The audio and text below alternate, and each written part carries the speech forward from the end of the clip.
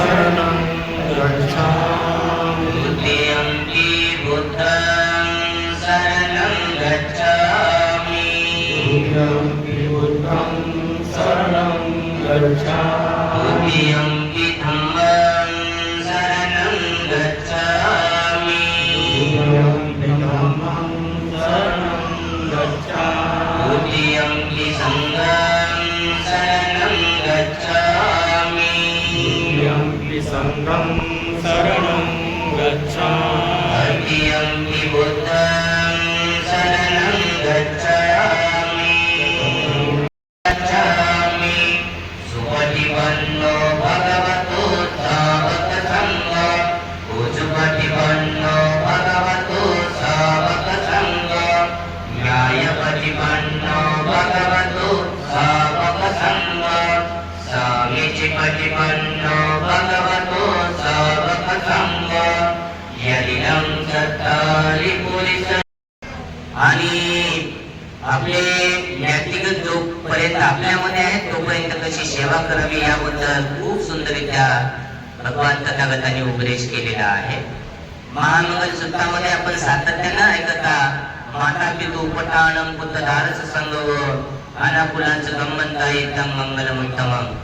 भगवान तथागत आपले आई वडील माता पिता वयोवृद्ध जे कोणी आपल्या घरामध्ये ज्येष्ठ मंडळी असतील त्यांची खूप सारी सेवा आपण केली पाहिजे.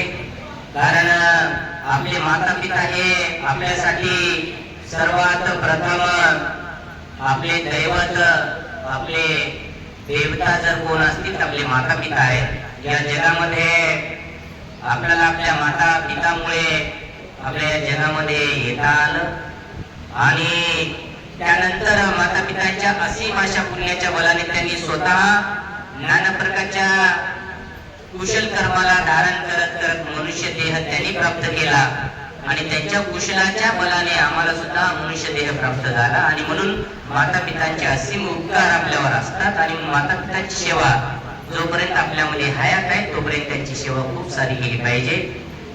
बऱ्याचशा म्हातारे उपासक उपासिका या ठिकाणी भरपूर आहे. बऱ्याचशा मंडळींना असं वाटते की आपले माता पिता म्हातारे झाले म्हणजे आपल्याला बोज वाटू लागतात. तशातली गोष्ट नाहीये. ज्यांच्यामुळे आपल्याला जीवन लाभले ते आपल्यासाठी शेवटच्या क्षणापर्यंत अतिशय पूजनीय आहेत. अतिशय सुंदररित्या त्यांची आपण सेवा केली पाहिजे आणि तसंच आठवले परिवाराने सेवा केलेली आहे. भगवान तथागतांनी शिकवलेला संदेश फार सुंदर आणि फारच महत्वपूर्ण आहे. भगवान तथागत म्हणतात देण्याची दोन पद्धती आहेत. आपल्या ज्ञातिगणांना काही द्यायचं असेल तर दोन पद्धती आहेत. हत्तंगती हाताने हाताला देणे. जोपर्यंत आपले ज्ञातिगण आपल्यामध्ये आहेत तोपर्यंत त्यांची खूप सारी सेवा हाताने करणे आणि ते आपल्यातून निघून गेल्याच्या नंतर आपण काय देऊ शकतो तेव्हाही देता येते. तेव्हा भगवंतांनी हा बोध सांगितला चित्तन चित्तन दे. आता चित्ताने चित्ताला देण्याचा विषय शिल्लक आहे. आपले ज्ञातिगण आपल्यातून निघून गेले म्हणजे सगळं संपलं नाही. भगवान तथागतांनी दुःखाची व्याख्या करीत असताना आपण सारखं जे दुःख दुःख म्हणत असतो दुःखाची व्याख्या खूप सुंदर भगवान तथागतांनी केलेली आहे. भगवान तथागत म्हणतात खऱ्या अर्थाने हे भवचक्र दुःखचक्र लोकचक्र संसार चक्र एवढं दीर्घ कालपर्यंत फिरत आहे. दीर्घ कालावधीमध्ये आपल्याला मनुष्य जन्म लाभलं. आपण मनुष्य म्हणून जन्मलो या अशा प्रकारच्या दीर्घ संसार चक्रामध्ये भवचक्रामध्ये एक खूप अशा प्रकारची अतिशय दुर्मिळ अशा प्रकारची गोष्ट आपण साध्य केलेली आहे आणि ती गोष्ट साध्य करण्यासाठी नक्कीच आपल्या माता पितांचा वाटा आहे. आणि म्हणून आपण हे मनुष्य जन्म लाभल्याच्या नंतर आपणच नाही तर या पृथ्वी तलावाचे मनुष्य आणि मनुष्यतर सत्व सर्वच जण जिथे जिथे जन्म घेतात तिथून ते सातत्याने वर्धत्वाकडे जातात. भगवान तथागतांनी दुःखाची व्याख्या करत असताना सांगितले जातीवे दुःख. इथे प्रत्येक माणसाचं व्यक्तीचं किंवा सत्वांचं जन्म घेणं हे दुःखदायक आहे आणि जन्मल्याच्या नंतर मग अजून तशा प्रकारची अजून ज्यांना विपස්සना ध्यान साधना भगवान तथागतांनी अनित्याचा सिद्धांत जो सांगितलेला आहे, अनित्य दुःख अनात्म ज्यांना अजूनही स्पष्टपणे कळालं नसल्यामुळे अनेकांना वाटते की मनुष्य जीवन लाभलं आहे, नक्कीच सुखकारक आहे, परंतु या मनुष्य जीवनाची श्रेष्ठत्व, या मनुष्य जीवनाची महानता समजावून घेऊन जर आपण जीवन जगू लागलो तर खरोखरच मनुष्य जीवन फारच अतिशय दुर्लभ अशा प्रकारचं मनुष्य जीवन लाभलं आहे आणि ते आपल्याला लाभलेलं आहे. आणि म्हणून भगवान म्हणतात या जीवनामध्ये सातत्यानं दुःख येणार आहे. जाती पे दुःख, जरा पे दुःख, व्याधी पे दुःख, मरण पे दुःख.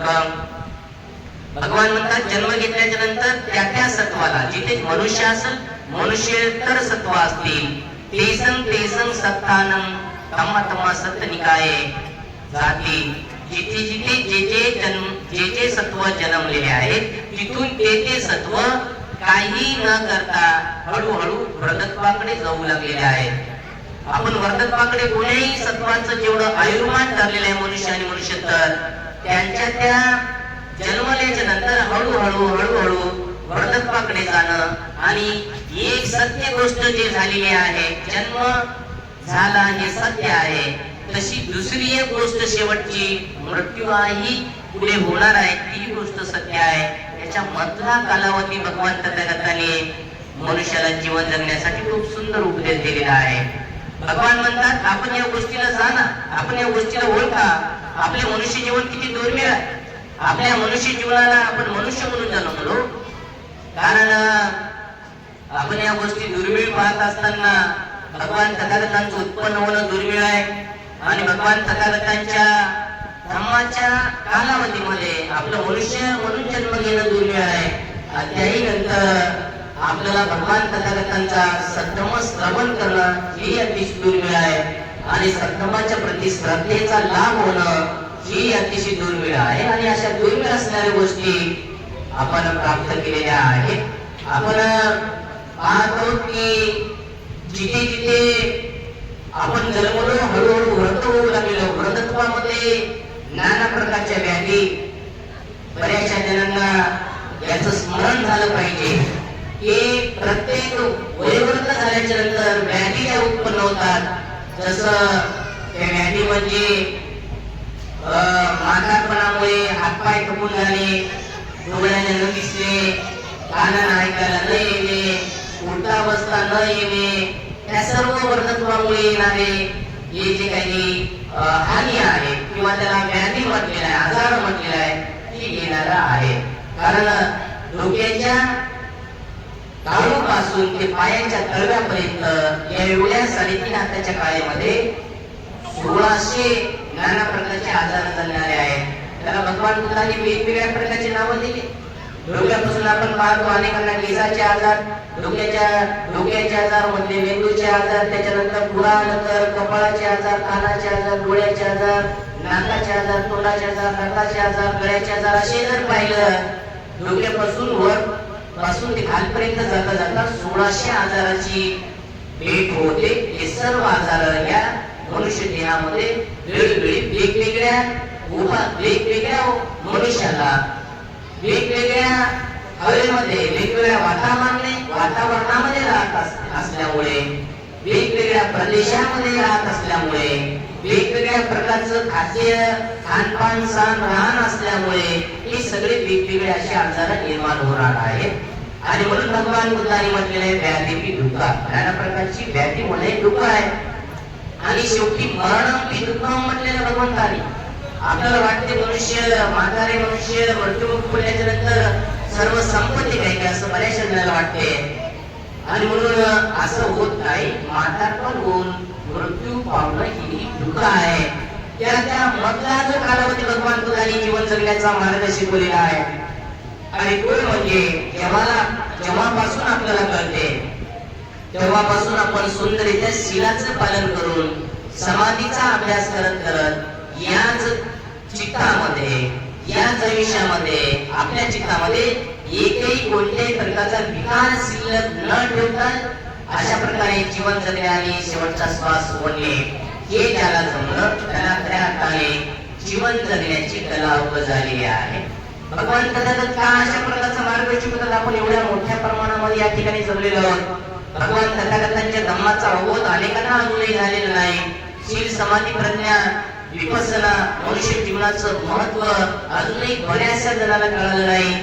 आपण पाहतो गेली 70 वर्ष बोधिसत्व परमपूज्य डॉक्टर बाबासाहेब आंबेडकरांच्या धम्मक्रांतीनंतर आपण बुद्धांची अनुयायी म्हणून जीवन जगतो, परंतु बऱ्याचशा उपासकांना अजूनही भगवान तथागतांनी या जीवनाचं महत्व किती स्पष्टपणे सांगितलेले न कळल्यामुळे अनेक लोक नाना प्रकारच्या व्यसन करत आहे, नाना प्रकारच्या उपचापती, नाना प्रकारचं शील खल्ली होणं किंवा नाना प्रकारचे दारू, तंबाखू, पिढ्या, पुल्या अशा प्रकारचे व्यसन करून जीवन जगत आहेत. कारण त्यांना मनुष्य जीवनाचे श्रेष्ठत्व, मनुष्य जीवनाचं महानपण कळालं नसल्यामुळे हे करत आहेत. ज्यांना कळालं, विशेष करून त्यांना शील कळालं व्यवस्थित, आणि शील कळायच्या नंतर त्याला समाधीचा मार्ग कळाला, विपස්සना कळाली, त्यांना एका क्षणाची, एका मिनिटाची, एका घंट्याची किंमत त्याला कळू लागते.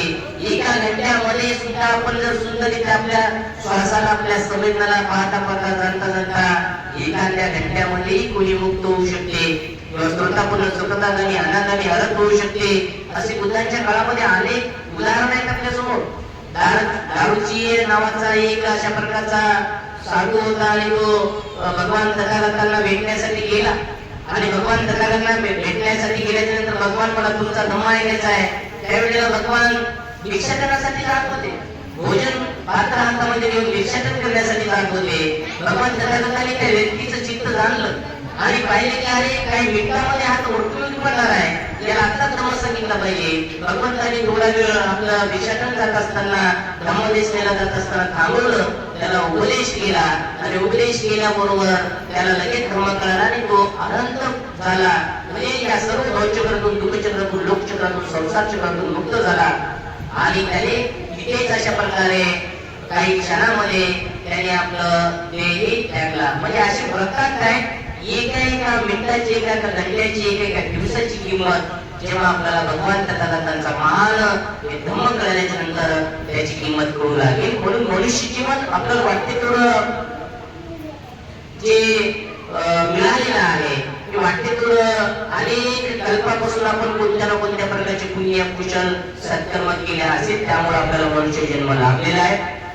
आजच्या प्रसंगी आपण पुण्याचं अनुमोदन करतो. पुण्य काय आहे, पुण्य कशाला म्हणतात, जिथं आपल्या चित्ताला, मनाला प्रसन्नता वाटते.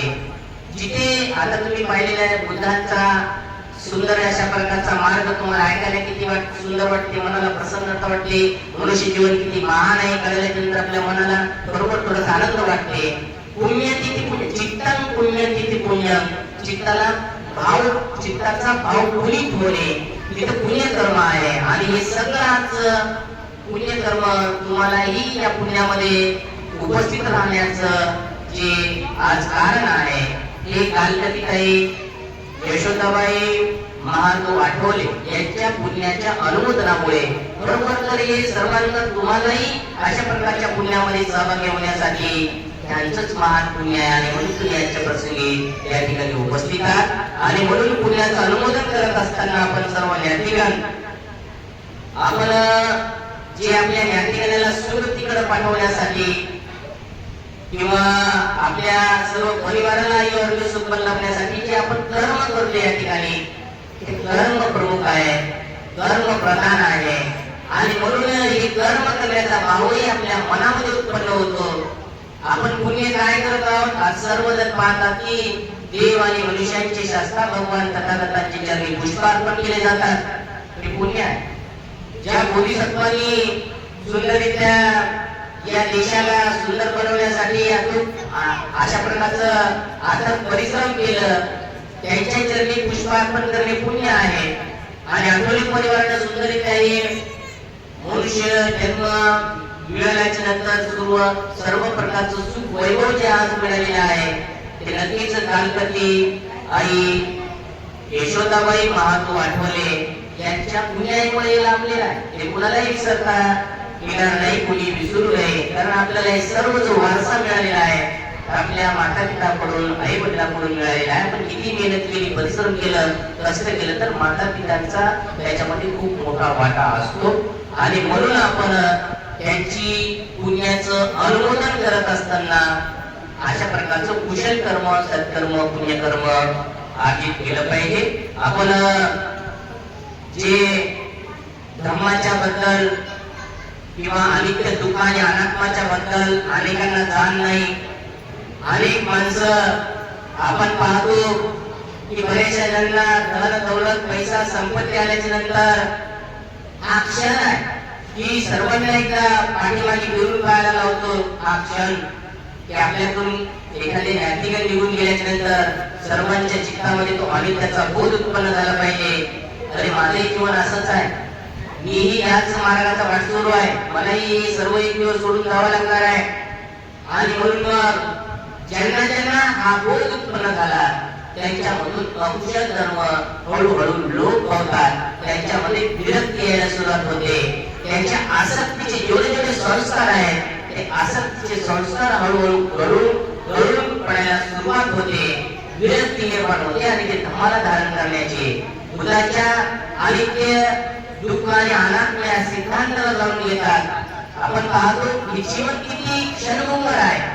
या जीवनाचा जर प्रवास पाहिला आपण, हे जीवन आपल्याला जे मिळालेलं आहे, आपलं जीवन जे कुणाचं 100 वर्ष, कुणाचं काही मिनिटेच्या अधिक वर्ष जे आपल्याला जीवन मिळालेलं आहे, हे फार अल्प कालावधीसाठी आपल्याला भवचक्रात, दुःखचक्रात, लोकचक्रात फिरत असताना आपल्याला एक जीवन मिळालेलं आहे, ते फार अल्प कालावधीसाठी मिळालेलं आहे. आणि आपण हे एवढे व्याख्यान मिळून, आज आठवले परिवारांची व्याख्यान मिळून आपण कालकर्णीताई यशोदाबाई महादेव आठवले यांच्या पुण्याच्या अनुमोदनामध्ये उपस्थित आहात. व्याख्यान मिळून हे जे व्याख्यान आपल्या जवळचे कोणी भाऊ आहेत, बहिणी आहेत, कोणी काय जवळजवळचे जे नातं आहे, ते नातंही आपल्याला अतिशय अल्प कालावधीसाठी मिळालेले आहे. जे जे धर्माचं आचरण करतील, जे जे धर्माचं पालन करतील, धर्म धारण करून दुःखमुक्तीच्या मार्गावर चालतील, ते नातं मात्र खूप मोठं आहे, प्रचंड प्रमाणामध्ये मोठं आहे. कारण जे जे धर्माला धारण करतील, शील समाधी प्रज्ञा मार्गावर अरूढ होऊन जे जे चालण्याचा प्रयत्न करतील, त्यांचा प्रवास फार मोठा दीर्घ कालावधीचा प्रवास आहे. आणि असे वाटसरू जेव्हा धर्माच्या मार्गाने चालतात, ते वेळोवेळी अनेक जन्मामध्ये वेळोवेळी त्या मार्गावर चालत जातात, त्यांची भेट होत असते.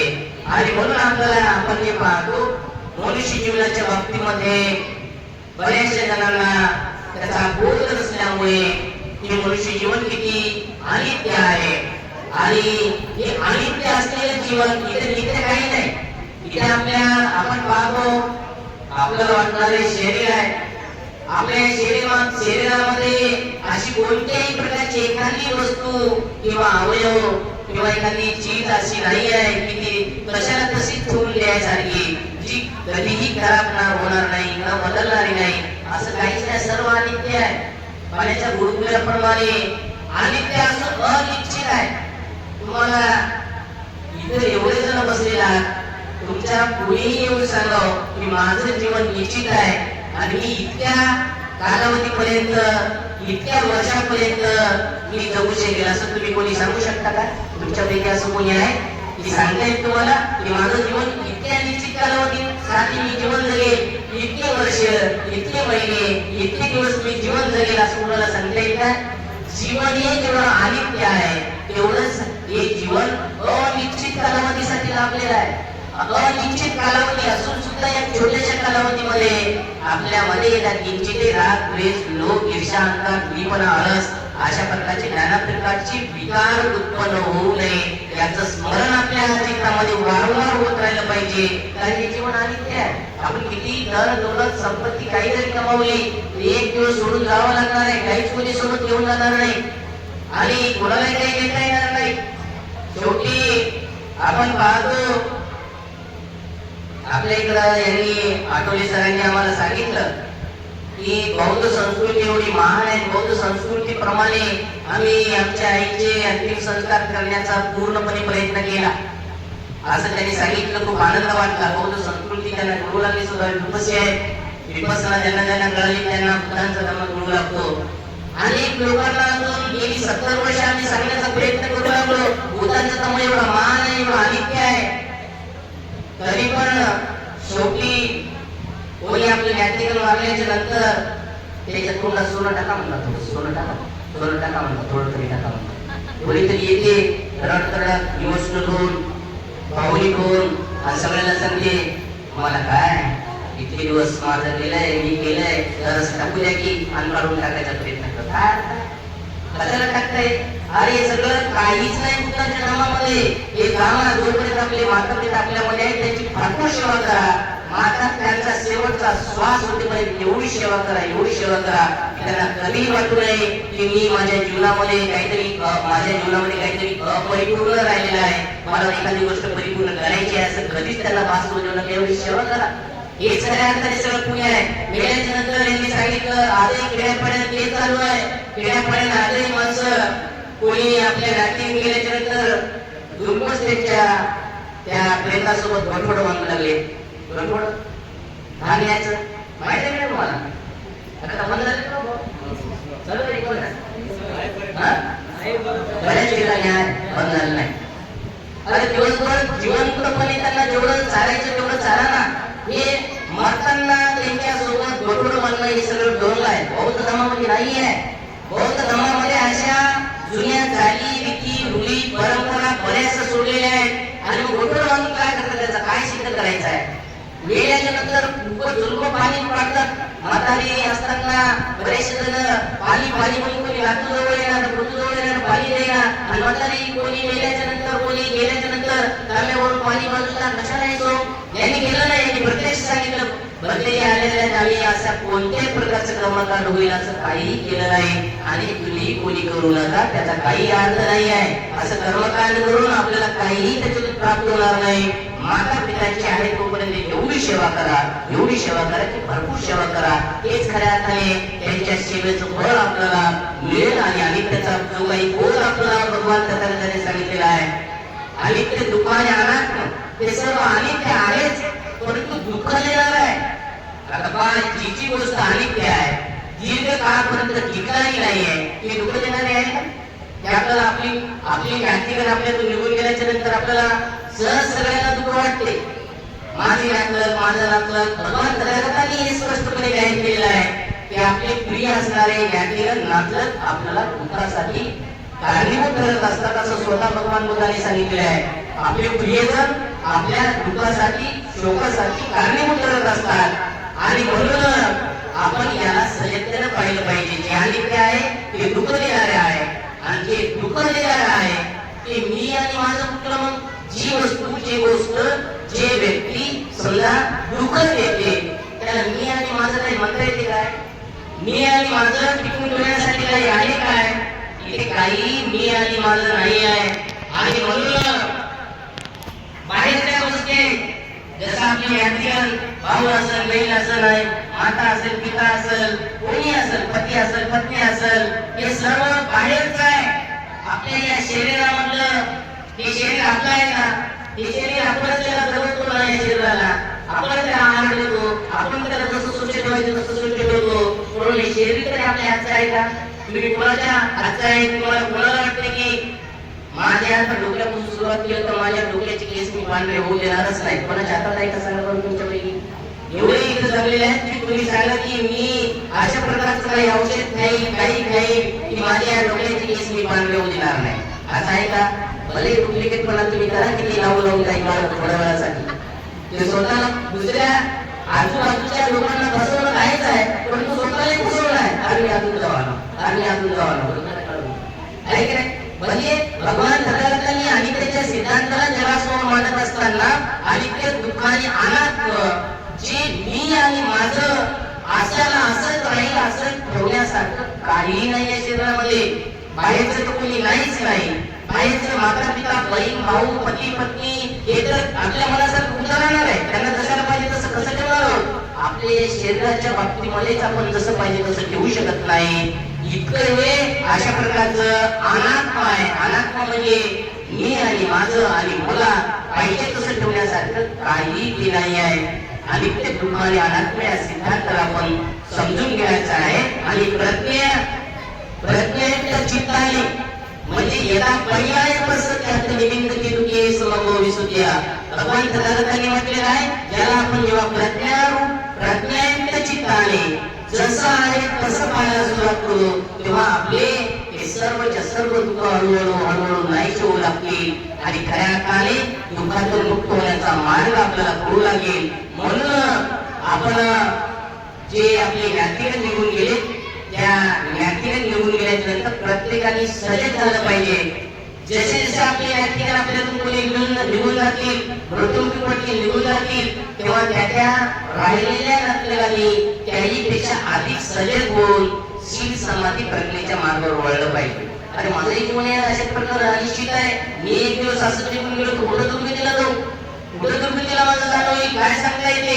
मी या जीवनामध्ये माझ्या हातामध्ये सद्गती जेवढी करता येईल, कुशल कर्म सत्कर्म पुण्यकर्म तेवढं मी केलं पाहिजे, स्वतःला सुगतीकडे घेऊन जाण्याचा प्रयत्न केला पाहिजे. असे प्रत्येकाने सजग झालं पाहिजे, तरच आपल्याला खऱ्या अर्थाने या दुःखाचा बोध आणि त्याचा बोध, दुःखाचा बोध आणि अनात्माचा बोध होईल. आजच्या प्रसंगी कालकथित आई यशोदाबाई महादेव आठवले यांच्या पुण्याच्या अनुमोदनाच्या निमित्ताने आपण पुण्य हे काय आहे, पुण्याचं अनुमोदन काय आहे हे आपण पाहिलेलं आहे. जेवढं जेवढं आपण जेव्हा जेव्हा आपल्या ज्ञातिगणांचं स्मरण करू तेव्हा तेव्हा अधिक दान देण्याचा प्रयत्न केला पाहिजे, शील पालन करण्याचा प्रयत्न केला पाहिजे.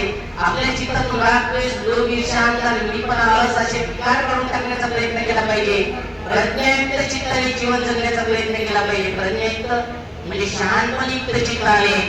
अनेक लोक या देशामध्ये, हा देश बुद्धांचा देश, अनंताचा देश, महापुरुषांचा देश, संतांचा देश आहे, परंतु या देशामध्ये अशी परिस्थिती आहे, अनेक लोक साधारण आपल्या बुद्धीचा सुद्धा उपयोग करत नाही. आपण तुम्ही पाहिलेल्या प्रज्ञायुक्त जे म्हणतो आपण शील समाधी प्रज्ञा, भगवान तथागतांनी शिकवलेली प्रज्ञा म्हणजे शांतयुक्त, ज्यांच्यामध्ये सत्याला सत्य म्हणण्याची कुवत आहे, ते खऱ्या अर्थाने प्रज्ञेला प्राप्त होतात. प्रज्ञा त्याला काय आहे ते कळू लागतं. सत्याला सत्य आणि असत्याला असत्य का म्हणा तुम्ही असं? अनेक लोक अशा देशामध्ये असत्याला सत्य म्हणणारे आहेत, असत्याला असत्य म्हणणारे आहेत. या देशामध्ये अनेक लोक, त्यांना कधीही ते सत्यापर्यंत पोहोचत नाही किंवा त्याला प्रज्ञा जे असते, शांतपणे जीवन जे असते ते त्यांना कधीही प्राप्त होऊ शकत नाही. म्हणून आपण शील समाधी प्रज्ञा या मार्गावर अवलंबून सुंदररित्या असं चित्त आपल्याला बनवावं लागेल. चित्तन चित्तन की म्हणत होतो मी, हत्तन हत्तन की चित्तन चित्तन की चित्ताची चित्ताला लिहायचंय. आपल्या प्रत्येकाच्या चित्तामध्ये तो बोध उत्पन्न झाला पाहिजे. आम्ही आजच्या प्रसंगी शील समाधी प्रज्ञा अशा प्रकारचं कुशल कर्म जे अर्जित करत आहोत, या कुशल चित्ताच्या बलाने, या कुशल चित्ताच्या तरंगाच्या बलाने आमच्या ज्ञातिगणांची सुरुवात हो असा बोध प्रत्येकाच्या चित्तामध्ये उत्पन्न करावा लागेल, तेव्हाच पुण्याचं अनुमोदन होईल. अन्यथा तुम्ही आले बसले आणि बोलून निघून गेले, भेटून निघून गेले, त्याला काही अर्थ नाही. प्रत्येकाचं चित्र तसं बनलं पाहिजे. त्याच्यानंतर अजून बऱ्याचशा प्रमाणामध्ये ज्या अंधश्रद्धा पसरलेल्या आहेत आपल्यामध्ये, एक अजून एक अंधश्रद्धेचा भाग आहे. आठवले परिवार या ठिकाणी आई यशोदाबाई महादेव आठवले निघून गेल्यात म्हणून त्यांच्या दुःखामध्ये सहभागी होण्यासाठी आलेले सर्व ज्ञातिगण, सर्व उपासक उपासिका दुःखामध्ये सहभागी होण्यासाठी आलेले आहेत. आणि म्हणून लांब लांबून दुःखामध्ये सहभागी होण्यासाठी आलेल्या सर्वांसाठी जेवणाची व्यवस्था केलेली आहे. कोणी इथून उपाशी जाऊ नये यांच्या पुण्याच्या अनुमोदनामध्ये उपस्थित राहण्यासाठी आलेले आहेत. हा भाव आहे. परंतु किती अनेक जणांची अंधश्रद्धा, मला 10 वेळाचं खायचं नाही, मला 13 वेळाचं खायचं नाही, उपाशी म्हटलं का? उपाशी केले तुम्हाला वाचाल की ऊन किती आहे बाहेर, पटकन ऊन लागलं तर येईल ना, काही आपलं पुढचंच करायचं. मला 13 वेळाचं खाता येणार, 10 वेळाचं खाता. अरे अन्न आहे ते, अन्न हे सर्वांसाठीच महत्वाचं आहे. प्रत्येक मनुष्याला अन्नाची आवश्यकता आहे. सबे सत्ता आर्थिका असं भगवान म्हणाले, सबे सत्ता आर्थिका, सर्व सत्वांना आहाराची आवश्यकता आहे. आमच्या परिवारामध्ये आले कोणी उपाशी जाऊ नये, त्यांना आहार मिळाला पाहिजे, ही भावना, ही कामना, अशा प्रकारची भावना असते परिवाराची. परंतु तिथे अनेक लोक अशा प्रकारचे अंधश्रद्धा घेऊन आलेले असतात. आम्हाला खायचं नाही, आम्हाला जमत नाही, आम्ही काय काय बरेचसे लावतात त्याला. म्हणजे अशा अनेक गोष्टी बौद्ध संस्कृतीमध्ये बुद्धांचा धर्म एवढा श्रेष्ठ महान असून सुद्धा थोड्या थोड्या त्याला लागून अंधश्रद्धा चालत आहे, त्या अंधश्रद्धा आपण पाळता कामा नये. त्यांना काही कुणाचा लाभ होत नाही. आधी कुठलेच करणार नाहीत. मी म्हणायलो आता आम्ही आलो तर खरंच आठवले परिवाराच्या दुःखामध्ये सहभागी होऊन आम्ही दोन तास खाऊन पुढे निघून जाऊ. आता तुम्ही बंद केलं तर बरं होईल असं बरेच जणांना वाटत असेल, पण आम्ही अधिक वेळ घेणार नाही. बऱ्याच वेळापासून आपण सकाळी जवळपास 10:30-11 वाजल्यापासून या ठिकाणी आलेला आहात. आठवले परिवारांच्या दुःखामध्ये सहभागी झालेला क्रांतिताई यशोदाबाई महादेव आठवले यांच्या पुण्याच्या अनुमोदन करण्यासाठी आणि त्यांच्या सुगतीची कामना करण्यासाठी आणि सर्व आठवले परिवारांना आयुर्वेद सुखलाभ अशा प्रकारची मंगल कामना करण्यासाठी आपण सर्व उपस्थित झालेल्या आम्ही बिको आशीर्वाद देऊया आणि पूजेचा आणि छोटस प्रवचन या ठिकाणी थांबूया. सप्लीतियो विभजन्तु सापरोगो विनाशतो माते भवत्वन्तरायो सुखी दीर्घायुको भव भवतु सर्वमङ्गलं रक्षन्तु सर्वदेवता सर्वपुत्रानुभावेन सदा सोत्ति भवन्तु ते भवतु सर्वमङ्गलं रक्षन्तु सर्वदेवता सर्वधर्मानुभावेन सदा सोत्ति भवन्तु ते भवतु सर्वमङ्गलं रक्षन्तु सर्वदेवता सर्वसङ्गानुभावेन सदा सोत्ति भवन्तु ते अभिवादनशीलेश नित्यं वद्धापचायिनो चत्तारो धम्मा वर्धन्ति आयुवन्नो सुखं भलन्ति.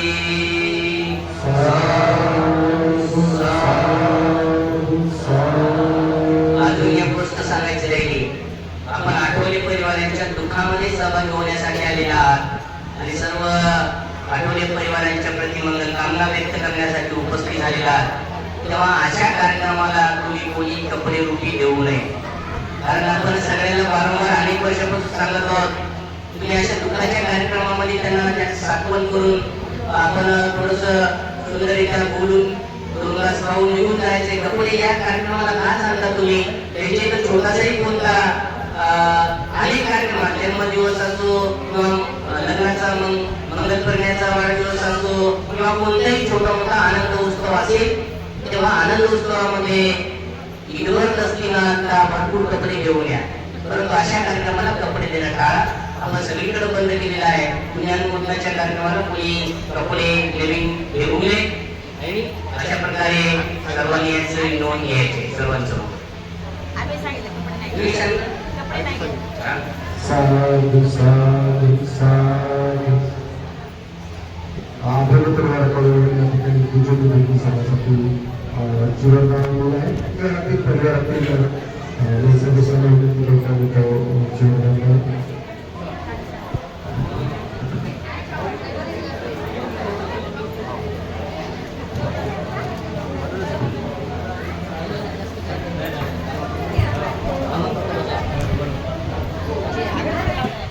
नको म्हणे.